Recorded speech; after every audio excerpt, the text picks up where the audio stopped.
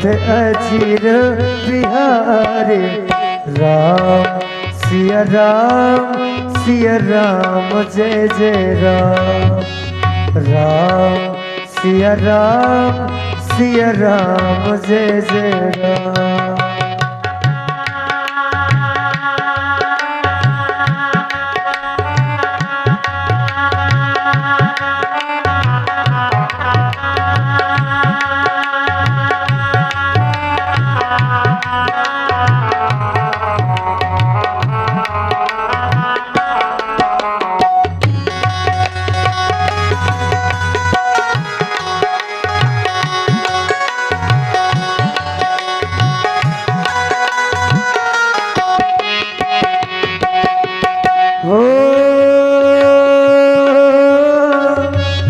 महावीर विनवो हनुमाना हो।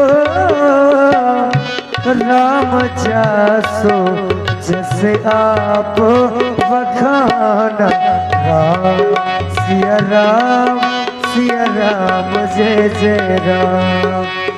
राम सिया राम जय जय राम।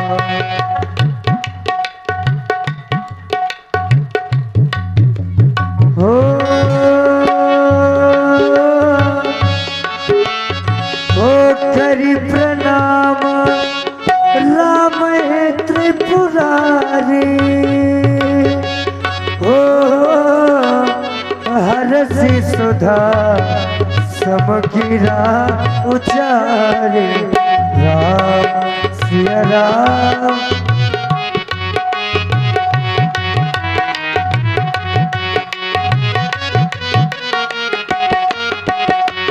और आज का प्रसंग महामुनि विश्वामित्र जी दोनों राजकुमारों के साथ सुख सदन में निवास कर रहे हैं और साथ में पौराणिक कथाएं आदि भी कहने लगते हैं। सुंदर संध्या का समय हो जाता है। ओ करी भोजन मुनि बर विज्ञानी। लगे कहन कछु कथा पुरानी। ओ विगत दिवस गुरु आए सुपाई। ओ संध्या करन चले दो भाई। राम सिया राम जय जय राम। राम सिया राम जय जय राम। सिया राम जय जय राम। सिया राम जय जय राम।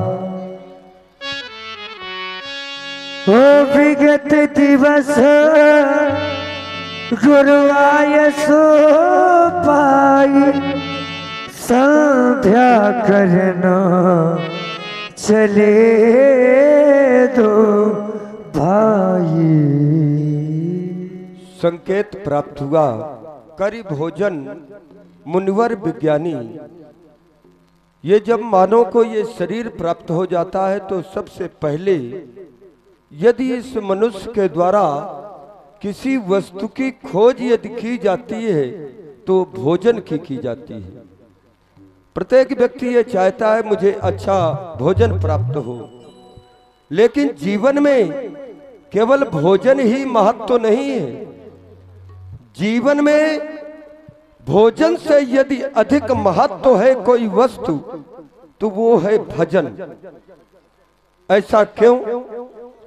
क्योंकि जब आप भोजन करते हैं तो आपका ये तन जो ये शरीर है ये बलवान हो जाता है। और आप लोग ये सोचते हैं कि हम इस शरीर के माध्यम से चाहे जितना बड़ा से बड़ा काम हो उस कार्य को हम कर लेंगे, लेकिन ये सोच केवल सोच ही रह जाती है। क्यों? क्योंकि आपके द्वारा भोजन के माध्यम से इस शरीर को बलवान बनाया गया है। शरीर तो लगा हुआ है उस काम में, लेकिन मन हमारा कहीं दूसरे स्थान में लगा है। और जब तक मन नहीं लगेगा, हम शरीर को चाहे जितना रात दिन लगाए रहें, उस काम में सफलता नहीं प्राप्त की जा सकती है। तो करना क्या होगा? भोजन के माध्यम से यदि हमें तन को बलवान बनाना है, तो भजन के माध्यम से हमें मन को भी बलवान बनाना होगा। और जब तन और मन दोनों यदि शक्तिमान बन जाएंगे, दोनों बलवान हो जाएंगे, तो फिर चाहे जितना असंभव कार्य हो, उस व्यक्तित्व के लिए वो असंभव कार्य भी संभव हो जाएगा। लेकिन समझने का थोड़ा विषय है। विषय ये है कि भोजन और भजन, हमने दो शब्द कहे हैं और दोनों में थोड़ा समझने का भाव है। भोजन और भजन में अंतर कितना है? भा शब्द में एक मात्रा लगी हुई है ओ की, व्यास जी, तो वो बन गया भोजन। और यदि उसी भो शब्द से ओ की मात्रा यदि हटा दी जाए तो भोजन क्या बन जाएगा? वो भजन बन जाएगा। तो जो ये मात्रा है, ये हमें संदेश देती है कि भोजन तो करो, लेकिन एक मात्रा के अनुसार करो। यदि मात्रा के अनुसार भोजन नहीं होगा, तो जिस शरीर को हम बलवान बनाना चाहते हैं, वो शरीर सबसे निर्बल बन जाएगा, सबसे कमजोर बन जाएगा। लेकिन भजन में कोई मात्रा नहीं है ना। देखा है ना, तिथियों के द्वारा यहाँ पर आए और इनके द्वारा भी जो कुछ किया गया, यह भी भजन है। भाव कुभाव अनख आलसहु, नाम जपत मंगल दिस दसहु। चलते फिरते उठते बैठते, जहां पर सोते जागते, जब जैसा चाहे उस समय यदि भगवान का नाम यदि आप ले रहे हैं किसी भी माध्यम से, किसी भी बहाने से, तो वो भजन कहलाएगा। और वही भजन आपके मन को बलवान बनाने वाला होगा। फिर ये भौतिक वस्तुओं की प्राप्ति तो दूर, यदि आप परमार्थ की भी प्राप्ति करना चाहते हैं, ईश्वर सत्ता को यदि आप प्राप्त करना चाहते हैं, तो इस तन और मन से सहज रूप में ही प्राप्त कर लेंगे। ये संध्या कोई अलग से विषय नहीं है, ये संध्या ही भजन है। संध्या ही भजन है, जहां पर संधि हो जाए, जैसे दिन और रात्रि की संधि हो जाती है, उस समय का नाम है संध्या। जीवात्मा का परमात्मा से जिस क्षण मिलन हो जाए, जिस क्षण समर्पण हो जाए, वही संध्या है। और वही संध्या भजन बन जाया करता है। क्योंकि कुछ कहना चाहते हो सुंदरम, कहो। और सुन रहे थे आप सभी लोग अभी बड़ी ही पावन कथा गुरुदेव भगवान श्री विश्वामित्र जी के द्वारा, और इस पावन कथा से प्रसन्न हुए हमारे आदरणीय श्री राकेश जी त्रिपाठी, आपकी ओर से ये 51 रुपए की भगवान की पावन कथा को। तो भजन और भोजन में यही केवल अंतर है। जहाँ पर संधि हो जाए, जिस क्षण आप अपने मन को भगवान के चरणों में लगा दें, बस वही भजन बन जाया करता है। अब यहाँ पर इन्होंने कहा कि कथा सुन रहे थे, तो कथा पर भी थोड़ा चिंतन हो जाना चाहिए अवश्य, क्योंकि कथा केवल हम संतों के माध्यम से ही सुनने को मिलेगी। और यदि आप सांसारिक जो माया में लिप्त हैं उनके पास जाएंगे तो कथा नहीं मिलेगी, उनके पास केवल व्यास जी व्यथा मिलेगी। कथा और व्यथा में अंतर है।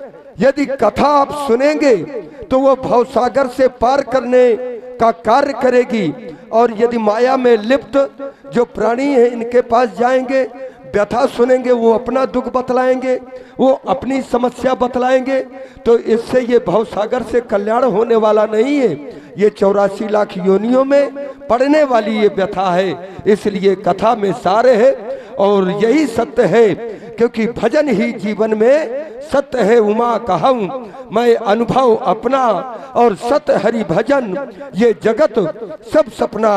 तो लाल ये पावन समय है, तुमहु करिए हम करते हैं, ये संध्या सबको सुखदाई है, इसे तिहु काल करना चाहिए, जो पावन जुग चली आई है।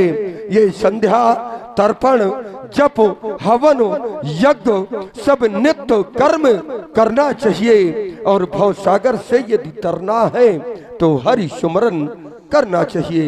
जाओ लाल, ये पावन समय है, संध्या उपासना करो, इष्ट का आराधन करो, ये मेरा आदेश है। जाओ।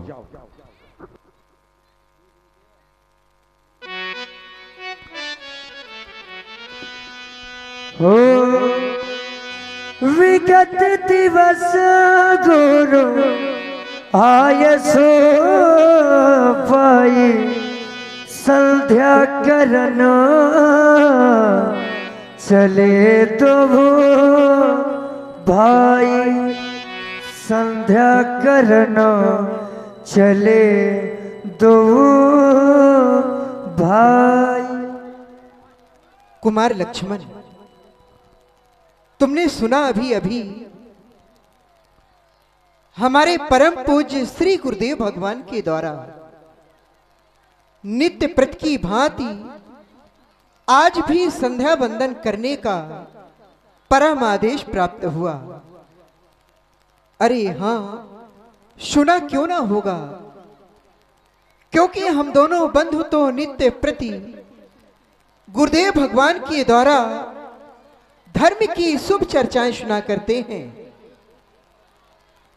और धर्म की शुभ चर्चाएं सुनते समय गुरुदेव भगवान के द्वारा बताया गया संध्या क्यों करनी चाहिए, संध्या कैसे करनी चाहिए, तथा संध्या क्या है। गुरुदेव भगवान कहते हैं, जिस व्यक्ति से अनजाने में कभी पाप हो जाते हैं, उन पापों का विनाश करने के लिए ही हम मां संध्या देवी की उपासना करते हैं। संध्या क्या है, वह भी गुरुदेव भगवान कहते हैं, संध्या एक आध्यात्मिक यज्ञ है, जिसका अर्थ है पवित्रता, प्रखरता एवं उदारता को अपने जीवन के समावेश में लाने के लिए संध्या द्विजातियों के लिए बताई गई है। संध्या करते समय हम अपनी मां गायत्री का ध्यान करते हैं, उन्हीं का पूजन करते हैं, क्योंकि विचार करता हूं गाय नाम प्राण का, त्रिनाम रक्षा का, जो प्राणों की रक्षा करे वही तो है मां गायत्री। क्योंकि भैया प्राण ही जीवन है और जीवन ही संसार है। संसार रूपी इस भवसागर में संध्या रूपी जहाज का होना अति आवश्यक होता है। गुरुदेव भगवान का आदेश मिला, बड़ा ही सुंदर समय है, समय का सदुपयोग करें, भगवती की आराधना करें, यह हम दोनों बंधुओं का परम कर्तव्य बनता है।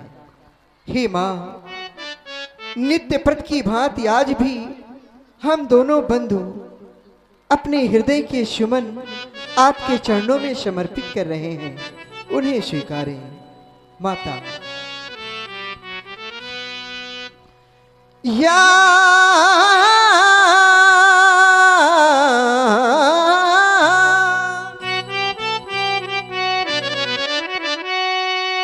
देवी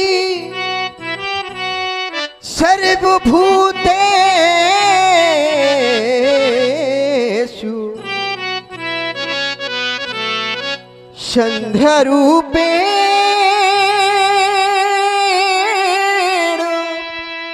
संस्थिता